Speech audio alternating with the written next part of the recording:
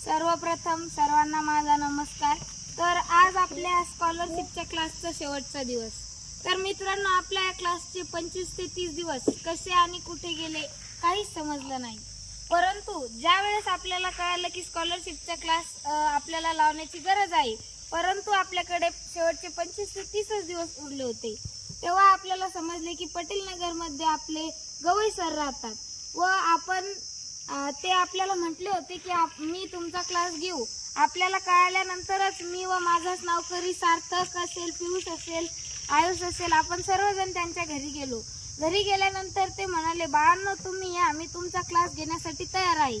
आम्ही खूप खुश झालो, परंतु आमच्या मनामध्ये एक प्रश्न निर्माण झाला। तो प्रश्न असा की सर या क्लासची किती फी घेतील?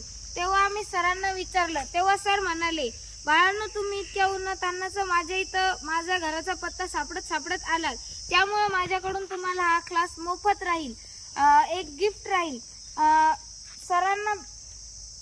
सरांचा स्वभाव सुद्धा हा खूपच गोड आहे।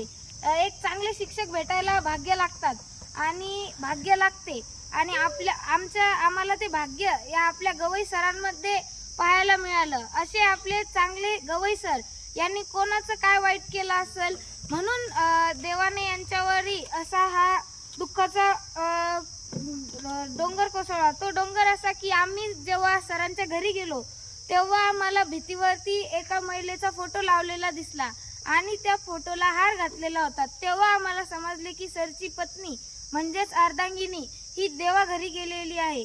खरंच कधी कधी देव चांगल्या माणसासोबतच वाईट करतो। यामुळे मला असं वाटते की देव आहे का नाही। तर मित्रांनो, सरांनी आपल्याला हा मोफत क्लास सुद्धा दिला आणि शेवटच्या दिवशीचा सेंड ऑफचा हा कार्यक्रम सुद्धा सरांनी स्वखर्चाने केला। मित्रांनो, खरंच आपल्या या असे सर भेटायला भाग्य लागतं आणि ते भाग्य आम्हाला खरंच या सरांमध्ये दिसलं। तर मित्रांनो, खरंच मी शेवटी गजानन महाराजांकडे एवढीच प्रार्थना करतो की सरांचं व सरांच्या आईवडिलांना दीर्घायुष्य लाभो। आणि या ठिकाणी मी थांबतो। धन्यवाद।